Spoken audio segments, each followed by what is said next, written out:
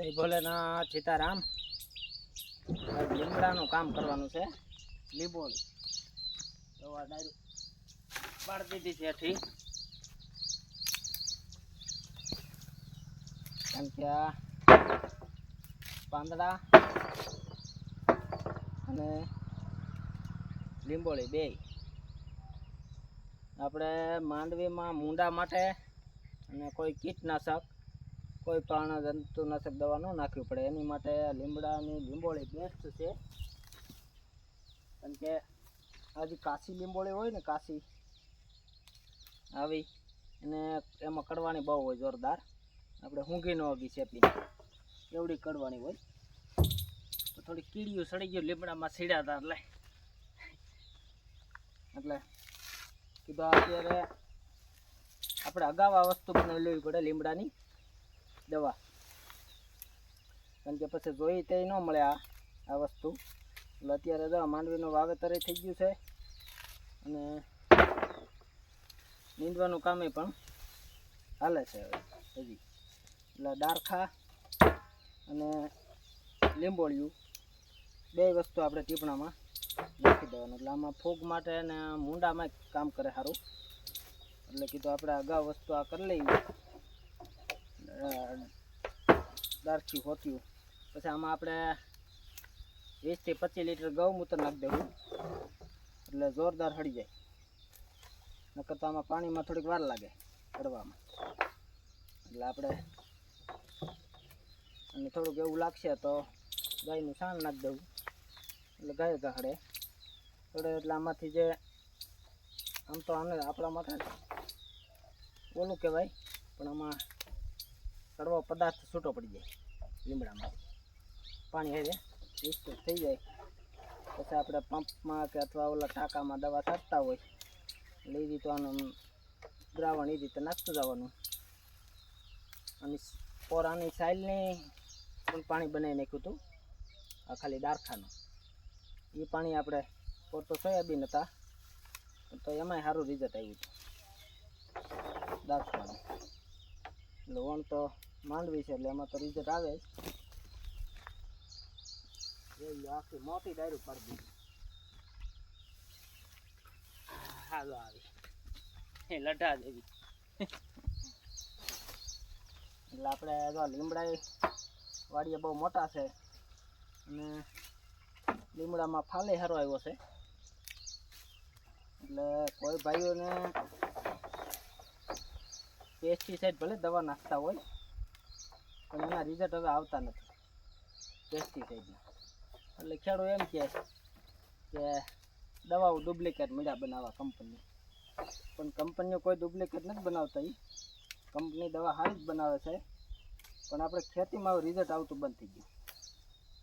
ભલે તમે કેમિકલ નાખતા હોય એ કોઈ વાંધો નથી, પણ સાથે સાથે આ લીમડાનું પાણી અત્યારે બનાવી લ્યો. જેવડી જમીન હોય 2 બેરલ 3 બેરલ જે બનાવવું હોય. આમ લીમડા તો અત્યારે મલાક વાડીએ છે ને, ન આપણી વાડીએ ન હોય તો બીજાની વાડીએ. પણ આ લીંબોળી હોતા પાંદડા એ તમે ટીપણામાં એડ કરી દો. પછી ઓલી દવા જે પ્રમાણ હોય એના કરતાં ઓછી નાખવાની અને ભેગું આ લીટર પાણી નાખતું જવાનું. એટલે એના જે શું કહેવાય તોડી નાખે અને રિઝલ્ટ જોરદાર આવે. એટલે કેમિકલવાળાની પણ આ લીંબોળીનું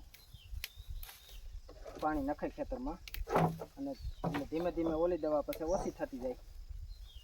ના દેશી દવાનો ઉપયોગ કરવાનો પછી ઓટોમેટિક જમીન તાકાતમાં આવતી જાય ને એટલે આ દવાનું પછી રિઝલ્ટ ઓછું જોઈએ. કામ બહુ જરૂર ન પડે પણ ધીમે ધીમે આવે રિઝલ્ટ, પરબારું ન આવે. તો ઠરતું ખાવું પડે. અટાણે કોઈ ઠરતું ખાતા નથી. ખેડૂત ખોટ ખાય ખોટી ન થાય આ બધું એવું. એટલે તો ઠંડા રહ્યો અને મહેનત કરો એટલે રિઝલ્ટ આવે જ હોય 100%. થોડું કીડીઓ સડી ગયું છે અત્યારમાં. લીમડા હતી બહુ જોયું તે ખબર પડી, નકર તો ઘણી ડાયરું હેઠી પાડવી હતી. એટલે લીમડો થોડોક નાનો થઈ જાય અને દવા 2 થાય. આના બનતાણી થઈ જાય સુકાય એટલે બનતા. બનતાણી થાય, લીમડો નીસો થઈ જાય એટલે આપણે સાયા માટે સારું કાઠાળો ન થાય, વાવાઝોડામાં પડે નહીં અને આપણે દવા થઈ જાય. બધી વસ્તુ એ રીતે બની જાય. જો આવા ચાર પાંચ તો ન બને, પણ 2 થી 3 બેરલ બનાવવાના છે આવા. એટલે પછી તમારે આખું શિયાળો આખું સમાવું, આ પાણી ખૂટે જ નહીં. એક અલગથી છે આ પાણી, લીમડાનું પાણી 10 પાણી અરગ તો પછી બનાવીશું જ આપણે. આકડો ને બીલી ને ધતુરો ને સીતાફળી ને લીમડો કરે એવું બધું તો બનાવીશું, પણ આ અલગથી વધારાનું બનાવવાનું. સ્પેશિયલ કડવાની દવા. એટલે એવું બધું છે ખેતીમાં. અગાઉ આ બધી વસ્તુ કરવી પડે, પછી આપણે દવા છાંટવી હોય અને સવારે જઈ એગરામાં ઘા રોગ છે તો એ આમાં ભેગું થાય નહીં. એટલે આ વસ્તુ બધી અગાઉ કરવી પડે. જો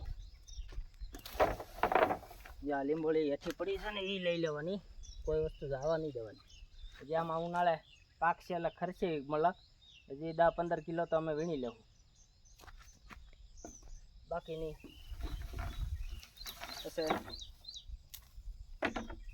જોઈ પૂરતી વાપરશું ને બાકીની પડી રહીએ. એવું બધું છે. પાંદડા જવા નહીં દેવાના. જો ખાલી લીંબોળીનું થાય, પણ આપણે પાંદડું એનું કરવું જ હોય. અને આનો મોર હોતે ને ખવાય.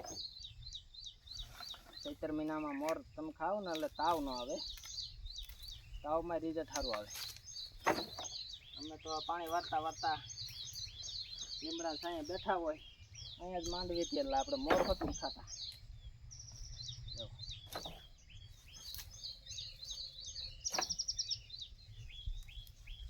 એટલે ગાય આધારિત ખેતી અપનાવો. આપણે સરકારે બહુ સપોર્ટ કરે છે.